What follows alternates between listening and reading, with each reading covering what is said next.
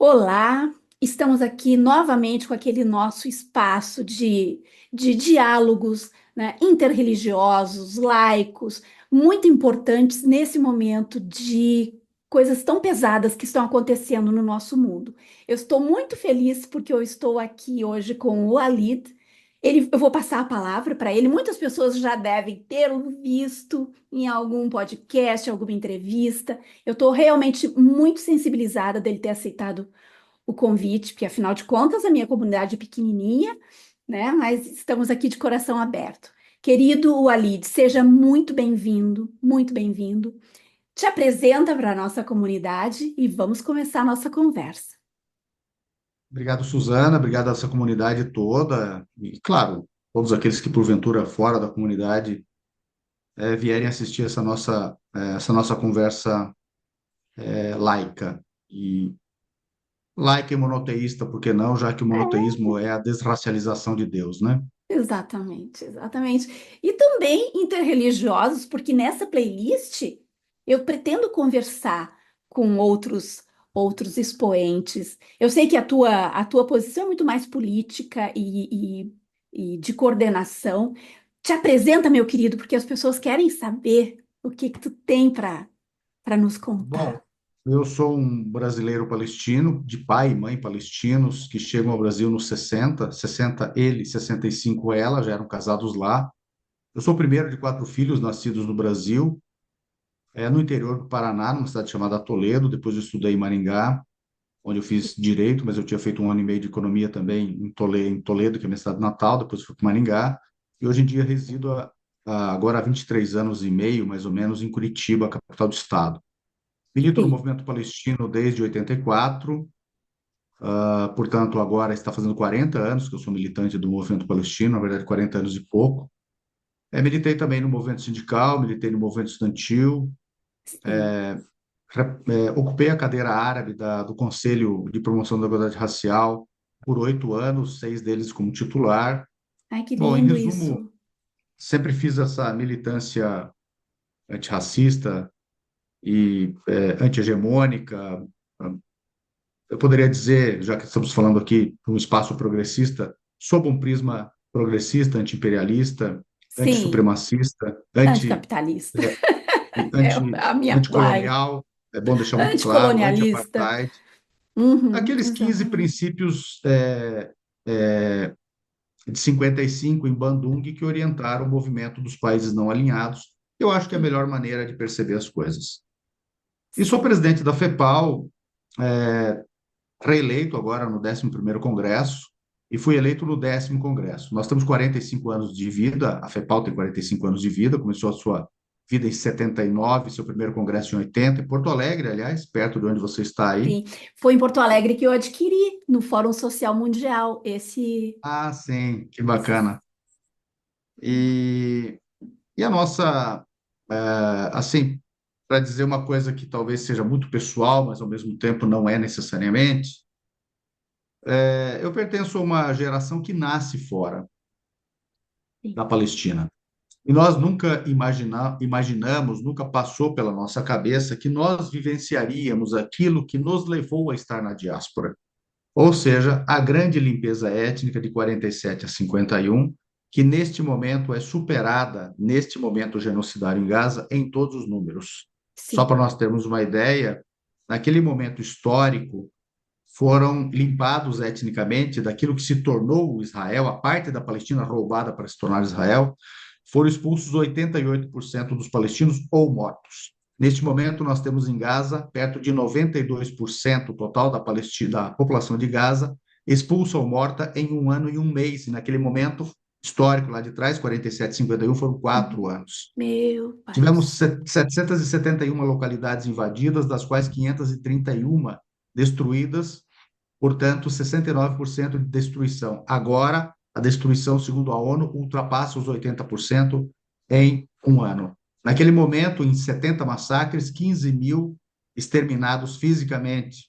Neste momento, em um ano, nós temos nada mais, nada menos, eu acabei de atualizar o número agora, nesse momento, Sim, 44.142 oficialmente reconhecidos como mortos mais 10 mil desaparecidos sob escombros, portanto, 54 mil mortos, quase 2,5% da demografia de Gaza, o equivalente, por exemplo, a 5 milhões no Brasil.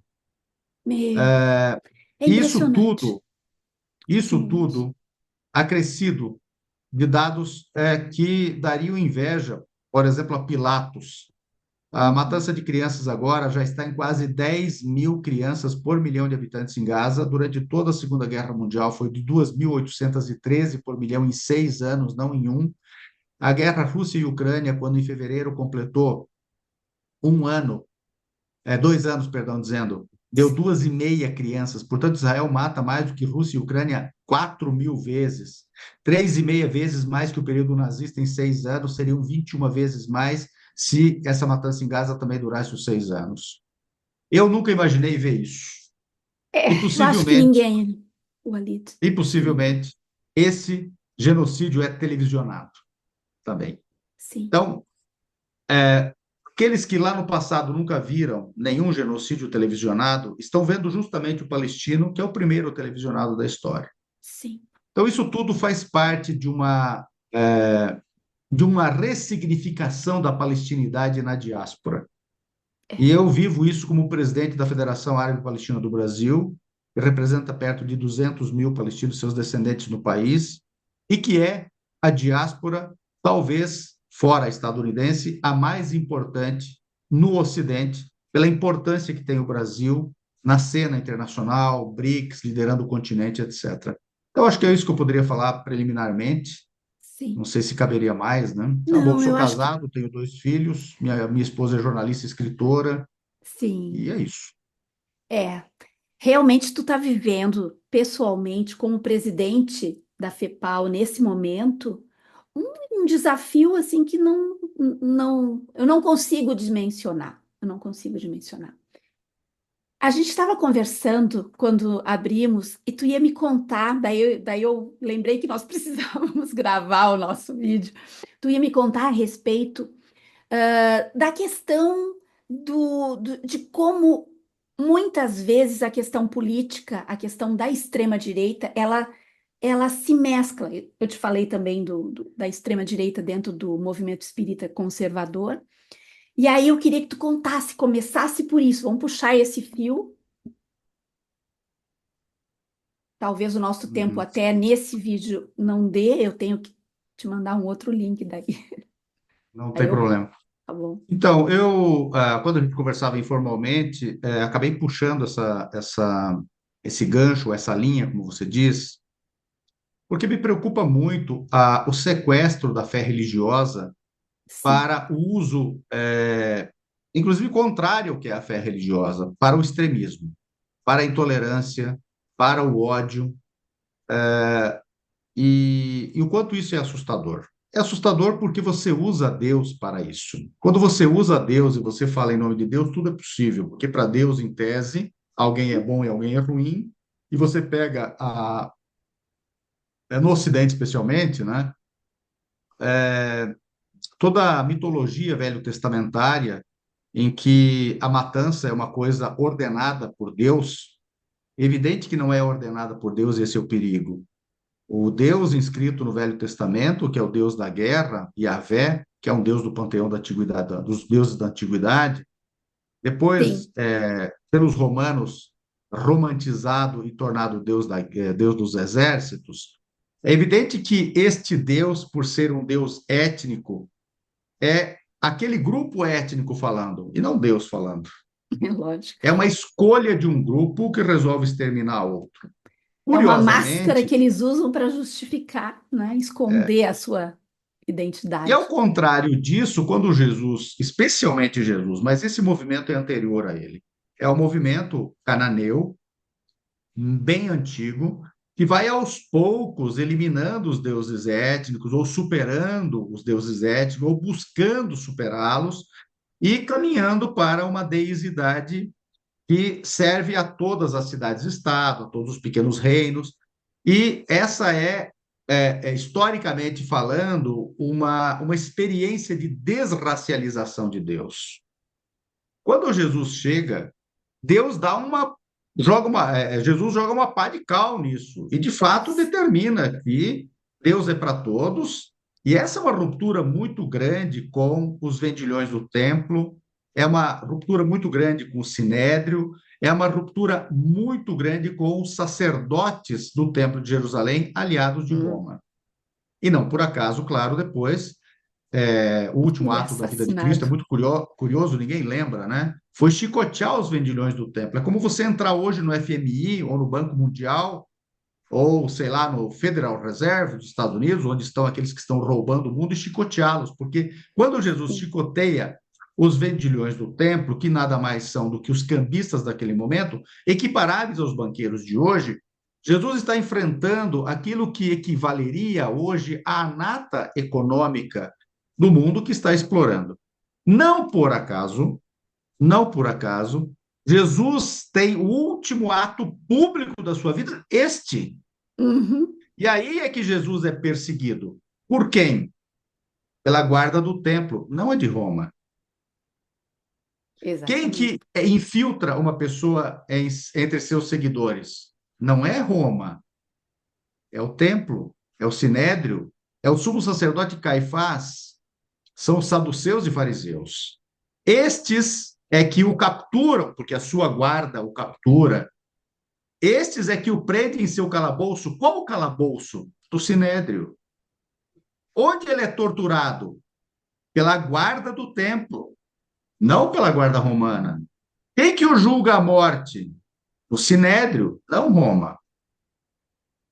E por que isso tudo? Porque é um grande embate entre o que é um Deus racializado para uma elite e o que é o Deus para todos, inclusive para Roma. O Deus para os galileus, o Deus para os arameus, o Deus para os romanos, o Deus para os centuriões, o Deus para todos. Essa é uma pedra de toque importante, porque nestes dias de ódio, intolerância e de justificativa do primeiro genocídio televisionado da história para ser um padrão ocidental, Uhum, se é, dá em cima desse Deus que Jesus chicoteou. Ou melhor, chicoteou aqueles que inventavam Deus para si mesmos. exatamente. Essa distinção é fundamental. E, curiosamente, esse momento de extremismo, ele anda por todas as fés religiosas, notadamente aquelas que surgem ou evoluem na Palestina e que nós concebemos como o monoteísmo, só que não apenas. Nós estamos vendo extremismo hoje entre budistas, estamos vendo extremismos entre hinduístas. E quando eu falo do monoteísmo, estou falando também do islamismo, já que a minha família, por exemplo, é muçulmana, nós somos muçulmanos. E a Sim. Palestina é majoritariamente muçulmana. Esse extremismo, quando ele começa a andar Extremismo solto, político, né? Uhum, político, e que uhum, contamina a religião, sim, ou melhor dizendo, sequestra a religião para seu uso, é. ele também invade as mesquitas. Ele invade, claro, todas as cristandades, Sim, tem todas, espíritas de extrema claro. direita, católicos de extrema direita. E eu acho que esse é um debate fundamental. Nós queremos o Fundamental. Deus monoteísta ou nós estamos regredindo ao Deus étnico? Nós Exatamente. estamos aptos agora a aceitar a crueldade inscrita no Velho Testamento? Ou nós estamos aptos a uma autocrítica do que nós estamos vivendo agora e aceitar a mensagem profética do Jesus libertador e depois de tudo aquilo que evolui a partir dele e a partir dessa pregação dele? Então, nós temos hoje uma escolha a ser feita. E a Palestina, por incrível que pareça, volta a ser o palco em que tudo se dá Incrível para isso. que esta escolha aconteça. É preciso, mais uma vez, chicotear os vendilhões do templo. Quando Jesus nasce, Herodes manda matar os primogênitos. Agora, o Netanyahu, o primeiro genocida, ao invés de primeiro-ministro, e uma espécie de Herodes moderno, mata em Sim, quantidades industriais crianças e mata em quantidades industriais as suas mães, porque essa também é a maior matança proporcional de de mulheres de mulheres. todos os tempos. É também a maior matança de mulheres grávidas de todos os tempos Sim. e é o maior aumento do aborto involuntário em tempos de guerra de todos os tempos, 300%. O que isso quer dizer, Susana? Isso quer dizer que está em curso a tentativa do colapsamento da capacidade reprodutiva de uma sociedade, o extermínio a partir da morte dos ventres, da morte dentro dos ventres, assassinando grávidas, portanto, elas e o que está dentro delas, e que viria à luz, bem como Uhum. depois aumentando o aborto involuntário para que morra já dentro dos ventres, não venha à luz, e matando aquilo que veio à luz anteontem na maior matança de crianças da história. Matar mulheres e mães, exterminar ventres em quantidades industriais, e o que saiu dos ventres anteontem, na mesma quantidade industrial, significa a tentativa de colapsamento da capacidade reprodutiva de uma sociedade.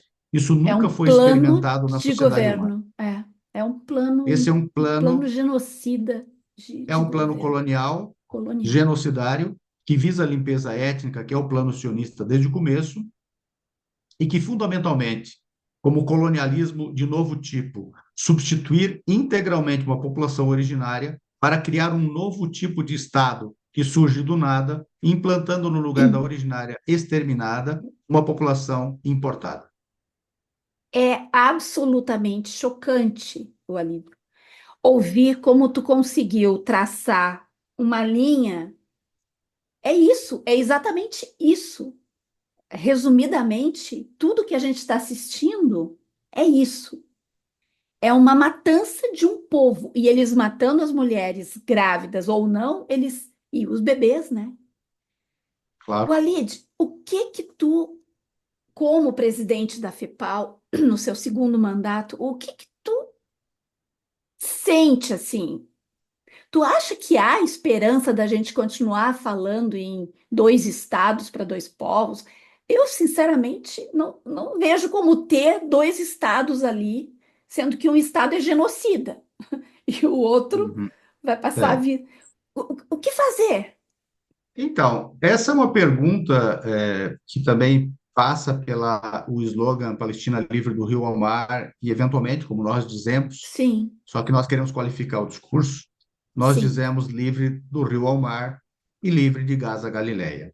Entretanto, é sim, preciso ter um pouco de cuidado com isso. Primeiro, pelo uso inadequado que permite ao outro lado sequestrar o teu discurso para distorcê-lo.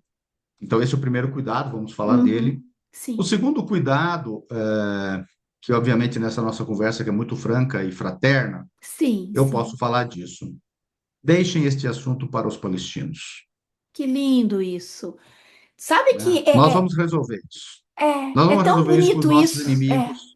Por- Porque eu te digo, uma das coisas que mais está fazendo as pessoas sofrerem, porque quando eu posto qualquer notícia, às vezes vem assim 1000 comentários e eu sinto dor nas pessoas, dor, Sim, impotência.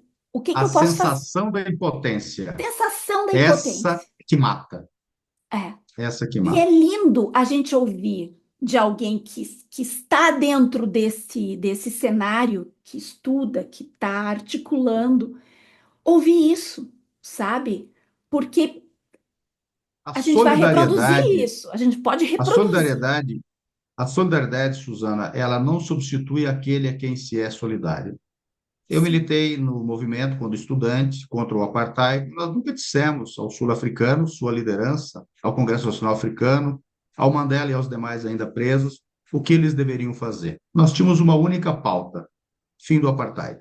sim. O povo sul-africano resolveria como fazê-lo, com quem fazê-lo, com quem negociaria ou com quem não negociaria e sob que condições implementaria uma África do Sul pós-apartheid. Para nós, importava o fim do apartheid.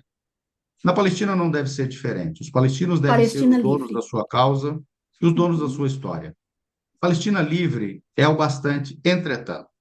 Como foi colocado o termo livre do rio ao mar, e nós dizemos também de Gaza a Galileia, nós precisamos qualificar esse discurso. Sim, Veja, e se tiver um Estado, dois Estados? Vamos supor, é possível ter um Estado ao lado, eventualmente o de Israel, que seja um regime de apartheid? Não, não pode haver apartheid. Uhum. Pode haver um processo colonial permanente dentro de fronteiras outras que não a da Palestina ocupada inteira? Não. Uhum. Pode haver um regime supremacista indicado por lei? Não pode. Não pode. Eles Pode regulamentaram, né, haver, o racismo é, o pode, pode apartheid. haver, pode haver um Estado de Israel que não cumpra as resoluções da ONU? Não, também não pode. O fim do apartheid tem que ser do rio ao mar. O fim do colonialismo tem que ser do rio ao mar. O fim do regime supremacista judaico tem que ser do rio ao mar. Mais do que isso.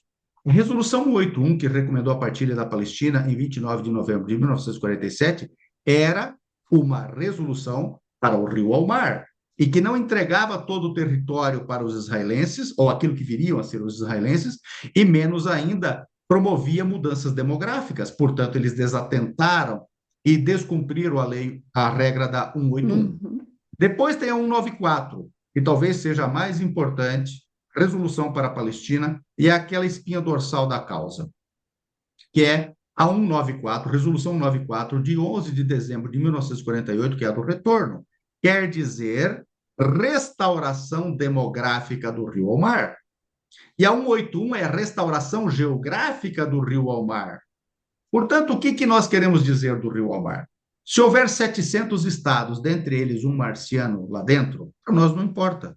O que importa é a restauração demográfica da Palestina com Uhum. o rio ao mar, porque a Devolvam o que limpeza foi roubado. étnica foi feita do rio ao Uhum. mar. Sim. O grande problema é que os crimes de lesa humanidade foram realizados pelos sionistas do rio ao mar, a expulsão e a limpeza étnica, portanto, foram do rio ao mar, promovem a ocupação do rio ao mar, promovem o apartheid do rio ao mar, promovem um colonialismo por assentamento de substituição inédito na história humana do rio ao mar. Tudo isso tem que acabar.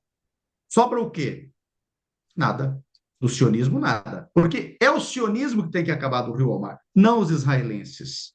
Sim. Não as pessoas que porventura foram para lá atrás de um sonho, que na verdade não era um sonho, era um pesadelo para eles e para nós. Sim. Veja, Suzana, Muitos compraram eu uma digo isso, mentira. É. eu digo isso com muita sinceridade, mas muita sinceridade, e tenho dito isso para muitas pessoas, publicamente e privadamente. Nós estamos sob genocídio. Isso é doloroso e horrível, mas é muito melhor para o julgamento no juízo final ou o que for, estar na pele daquele que sofre o genocídio do que estar no lugar daquele que promove o genocídio e precisa defendê-lo. É muito melhor lutar para ser amanhã ou depois beneficiário da justiça do que ser alguém que distorce a justiça para poder exterminar uma demografia inteira. É muito melhor contar a história da sua família nos campos de concentração do que defender o Hitler. Portanto, Exatamente. para nós, é muito melhor estar vivendo este momento difícil, e vai acabar, do que estar na pele daqueles que precisam defender o Netanyahu, que precisam defender o sionismo, que precisam defender o experimento social genocida que atende pelo nome fantasia Israel. E tudo Sim. isso tem que acabar do rio ao mar, porque o judaísmo precisa ser libertado também do sionismo, do rio ao mar, de todos os lugares, de onde quer que esteja, em todos os lugares no continente, portanto, de oceanos a oceanos, o judaísmo. Nós, pelo menos na Palestina. Sensacional. Eu te agradeço de coração tu ter dito tudo isso, porque eu acho que é uma lavada, assim, sabe, de alma. É uma lavada de alma. A gente ouvir vindo de um palestino, um filho de palestinos, né? Um filho de palestinos que está lutando pela Palestina. Walid, nós temos 4 minutos.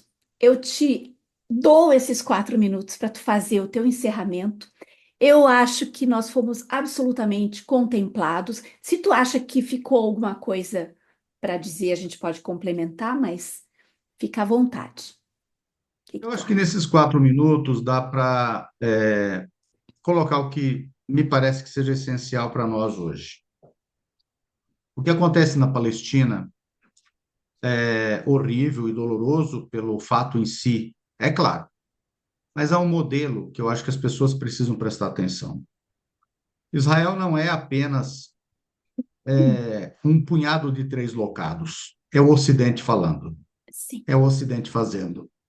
É o Ocidente tentando construir, tendo Israel como modelo, um novo modelo totalitário para o mundo. Uhum. Quando vocês lembram dos livros e dos filmes distópicos, vocês vão lembrar que a distopia, ela sempre desenha um regime totalitário, com máxima tecnologia, e por incrível que pareça, como em Guerra das Estrelas, os caras que aparecem como heróis, ou não heróis, ou anti-heróis, aparecem vestindo túnicas, como se fossem sacerdotes. Portanto, ali está dita a religião, antecipada a religião usada Uhum. para esses propósitos maléficos e totalitários. Então, nós temos primeiro esse desenho totalitário. Terceiro, segundo, como ele se introduz nos lugares. No Brasil, por exemplo, Israel já é o país que uma parte da demografia brasileira defende e obedece. Portanto, está sendo israelizada uma parte da opinião pública brasileira e, portanto, para o que há de pior do totalitarismo, para dentro do Brasil, e, consequentemente, a gente consegue entender o que é o complexo de Israel numa das áreas altas do Rio de Janeiro, que eles chamam de morro, e que Sim. impede que qualquer outra religião apareça, que Uhum. tenha seus templos, etc. Essa, Então, essa é a sociedade totalitária desenvolvida em Israel para aparecer em outros lugares do mundo e já está aparecendo, como, por exemplo, aqui. E a última coisa que eu considero, assim, eu diria que bastante importante, é que, com o genocídio televisionado, nós devemos suspeitar que o Ocidente se preparou, tendo demografias em todo o seu Ocidente, aspas, ele preparou uma demografia para defender esse genocídio televisionado. sim. Porque agora me parece que o Ocidente precisa dos genocídios para manter a sua hegemonia. E ele sabe que eles não poderão não ser televisionados. Por que que isso é importante constatar? Porque nós precisamos compreender que todos os genocídios conhecidos são ocidentais. Hitler é ocidental. A Segunda Guerra é ocidental. A Primeira Guerra é ocidental. Os campos de concentração são ocidentais. As câmaras de gás são ocidentais. A matança foi de ocidentais matando outros ocidentais em território ocidental, a Europa. O apartheid é ocidental.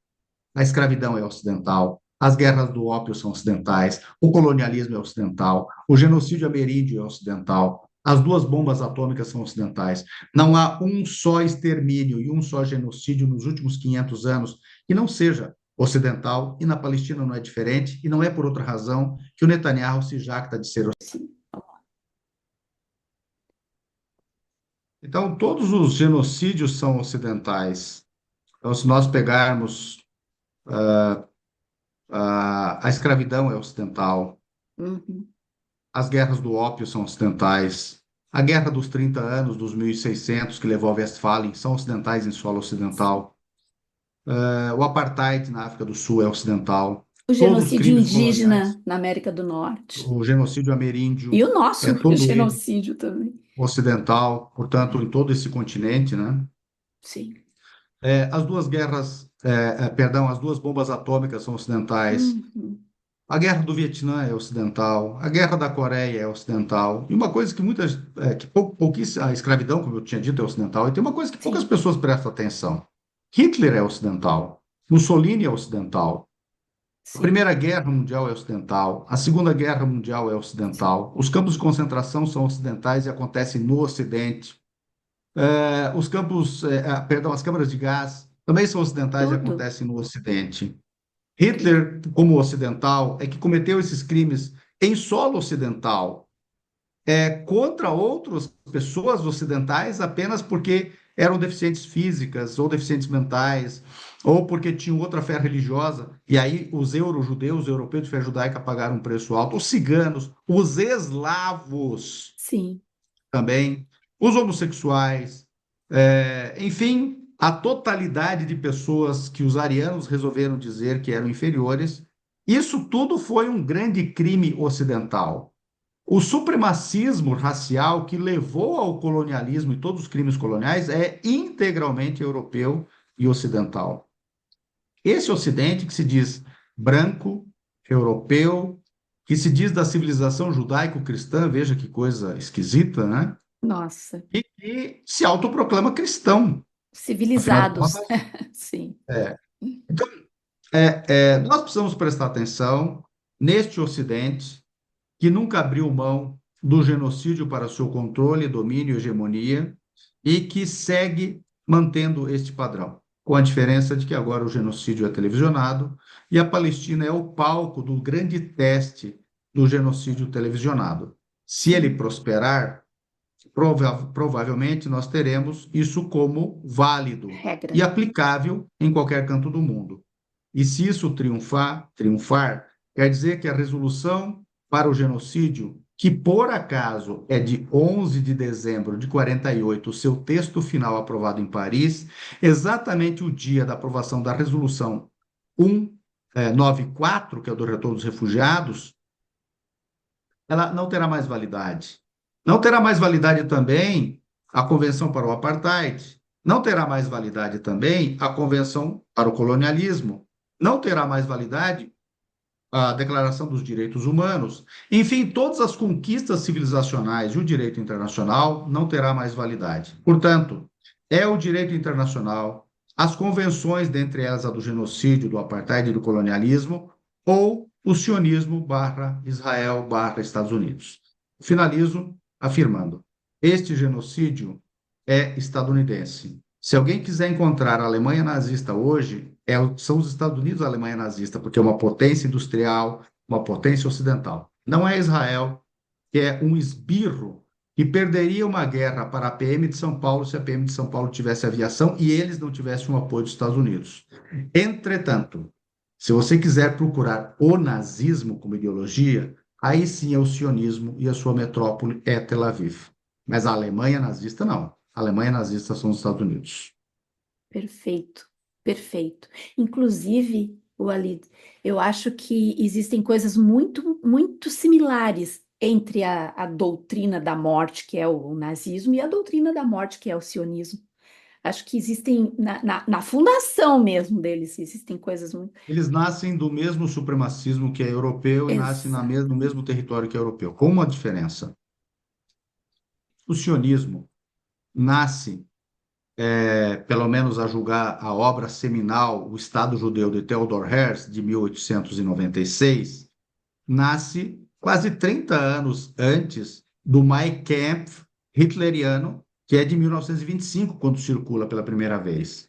Portanto, o Mein Kampf sionista, que é o Estado judeu, que preconiza um Estado de supremacia judaica de Theodor Herzl, nasce quase 30 anos antes da obra seminal do nazismo, que é o Mein Kampf, do Adolf Hitler.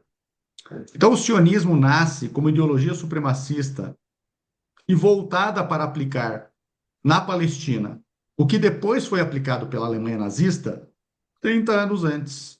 E o sionismo, um ano depois da publicação da obra O Estado Judeu, portanto, em 1897, em Basileia, adota exatamente esta ideia e escolhe a Palestina como o endereço para realizá-la por maioria e não por unanimidade. E ao escolher por maioria, fica. E por que escolheu por maioria? Porque havia outras hipóteses territoriais de realização desse Uhum. projeto supremacista. Argentina, na Patagônia especialmente, Sim, Uganda, parte do Congo eventualmente, Madagascar, Nova Zelândia, etc. Daí a grande pergunta é, Suzana, e todos e todas as demais e os demais, se o Congo poderia ser o destino, ou a Argentina, onde é que está o retorno para esta terra? Se poderia ser em Madagascar, qual exatamente. é A o desculpa muro do segundo bíblica templo que há em Madagascar? Ou é seja, é tudo uma farsa tudo é e uma farsa. todos esses são mitos. Eu acho que superando isso tudo, nós vamos libertar a Palestina e Vamos, também, por que não, todos nós. vamos libertar a Palestina e vamos nos libertar desse imperialismo decadente e assassino. Querido, eu te agradeço de coração. Muito, muito obrigado. Estamos juntos e juntas nessa luta e nos encontraremos de novo por aí. Quem sabe, né? Com alguma notícia boa, alguma coisa positiva que possa surgir dessa luta toda. Fica bem? Nesta vida ou numa próxima Num... reencarnada. E que ninguém Ah, reencarne como um Netanyahu, pelo amor de Deus. com certeza não. Com certeza. Um grande abraço e continuamos na luta, na boa luta. Tudo de bom. Obrigado, gente. Tchau, tchau.